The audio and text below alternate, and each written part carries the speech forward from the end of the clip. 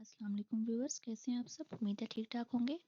आज का जो हमारा सब्जेक्ट है वो है स्पेक्ट्रोस्कोपिक ऑर्गेनिक टेक्निक्स।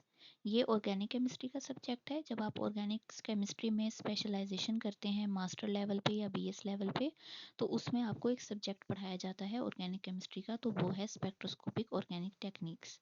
अब इसमें क्या होता है, इसमें डिफरेंट टेक्निक्स होती हैं। जैसे कि इसमें अब हम स्टडी करेंगे आईआर, इंफ्रारेड स्पेक्ट्रोस्कोपी।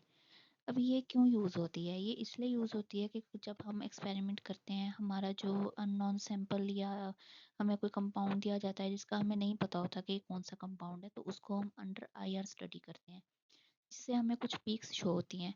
उनमें उससे हमें ये अंदाज़ा हो जाता है कि इसमें कौन सा फंक्शनल ग्रुप प्रेजेंट है या इसमें कौन सी डबल बॉन्ड है, ट्रिपल बॉन्ड है। इस तरह डिफरेंट डिफरेंट हमें जो है पीक्स मालूम होती हैं।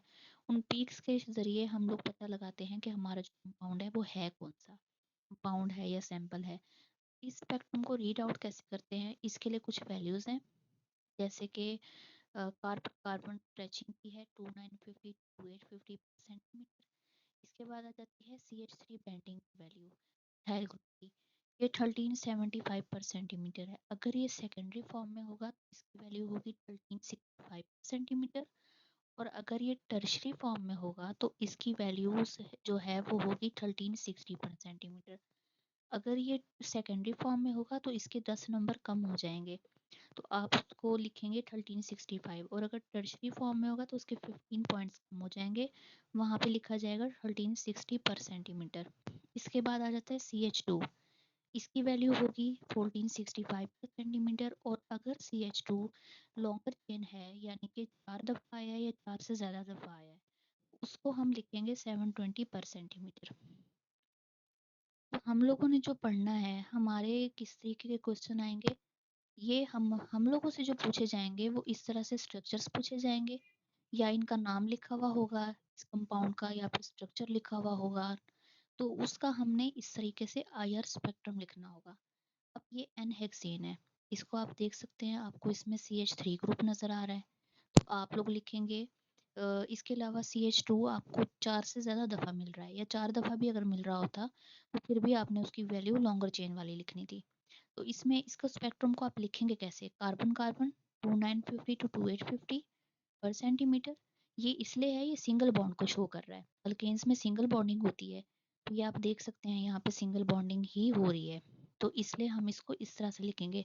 आप कार्बन हाइड्रोजन भी लिख सकते हैं और कार्बन कार्बन भी लिख सकते हैं, दोनों लिख सकते हैं आप। उसको आप क्या लिखेंगे 2950 टू 2850 पर सेंटीमीटर। इसके बाद यहाँ पे आपको CH3 ग्रुप नज़र आ रहा है, तो आप CH3 की वैल्यू लिखेंगे 1375 सेंटीमीटर। इसके अलावा CH2 भी इसमें प्रेजेंट है, इसलिए आप CH2 भी लिखेंगे, और इसके अलावा CH2 4 दफ़ा से ज़्यादा प्रेजेंट है, तो इसके लिए आप लिखेंगे लॉन्गर चेन 720 पर सेंटीमीटर। अगर 4 दफ़ा आ रहा है CH2 ग्रुप या 4 से ज़्यादा दफ़ा आ रहा है, दोनों केस में आपने इसकी वैल्यू 720 पर सेंटीमीटर लिखनी है। इसके अलावा CH3 जितनी दफ़ा भी आ रहा है, लेकिन आपने उसको एक दफ़ा ही लिखना है। इस तरीके से CH2 भी एक दफ़ा लिखना है, और इसके अलावा अगर वो 4 से ज़्यादा दफ़ा भी आया तो आपने उसकी एक और वैल्यू लिखनी है। ये आपका स्पेक्ट्रम कंप्लीट हो जाएगा। अगर आपको इस तरीके से दिया हुआ होगा स्ट्रक्चर या नेम दिया हुआ होगा, तो उसका आपने स्पेक्ट्रम ऐसे लिखना है।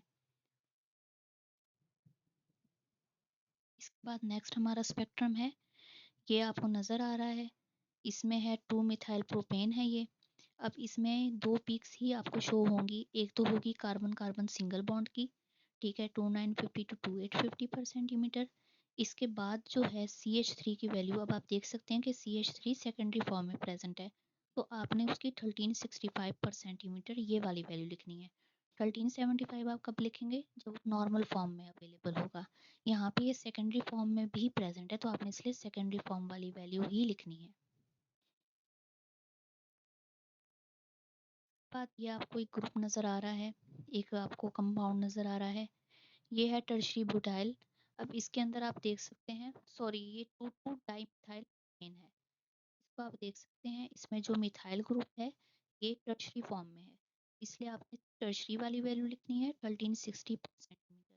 इसमें भी आपको दो इशू होंगी, एक सिंगल बॉन्ड की और एक 1360 सेंटीमीटर, जो कि आपकी टर्शरी मिथाइल ग्रुप की है वैल्यू।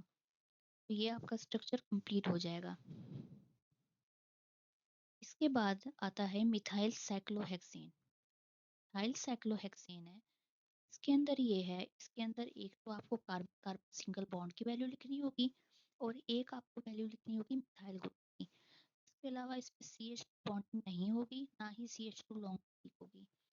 तो इसलिए नहीं होगी क्योंकि ये जितने भी साइक्लो ग्रुप्स हैं अल्केन्स के, उसमें ये होता है बॉन्ड एंगल जो होता है वो डिफरेंट होता है CH ग्रुप के दरमियान। तो इसलिए उसकी जो पीक है वो शो नहीं होती स्पेक्ट्रम में। तो इसलिए आप लोगों ने सिर्फ और सिर्फ ये दो वैल्यूज ही लिखनी है। 90% स्पेक्ट्रम जो है उनमें ये वाली वैल्यू शो नहीं होती, इसलिए आपने इसको इग्नोर करना है।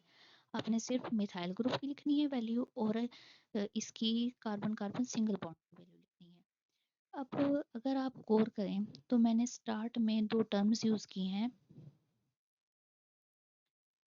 इसमें सबसे स्टार्ट में जो इन में हमने देखी है, एक कार्बन कार्बन स्ट्रेचिंग और CH3 बेंडिंग। स्ट्रेचिंग मैंने क्यों कहा?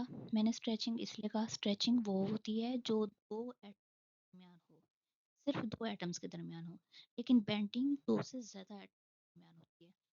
इसलिए मैंने आपको कहा कि कार्बन कार्बन स्ट्रेचिंग की वैल्यू 2950 टू 2850 है और CH3 बेंडिंग की वैल्यू इतनी है, या CH2 बेंडिंग की।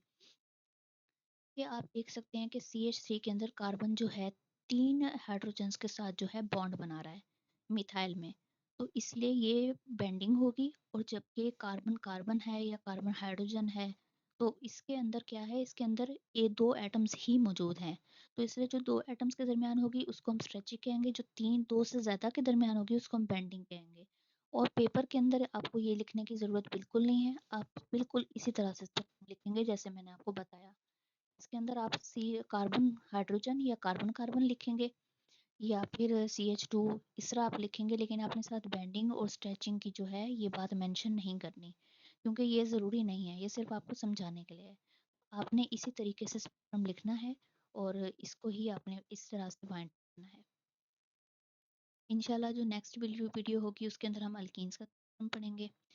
आप लोगों ने ये करना है कि आपने हर एक स्ट्रक्चर के डिफरेंट डिफरेंट आइसोमर्स बनाने हैं और उसकी आपको प्रैक्टिस करनी है, उसको आपने उसका अपने IR स्पेक्ट्रम लिखना है।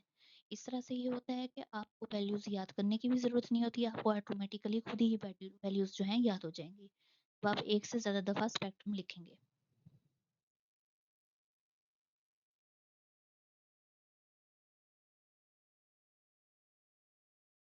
ये अब हम अपने लेक्चर को वाइंड अप करते हैं और इंशाल्लाह नेक्स्ट लेक्चर हम अगली वीडियो में पढ़ेंगे जिसके अंदर हम अल्कीन्स का बताएंगे।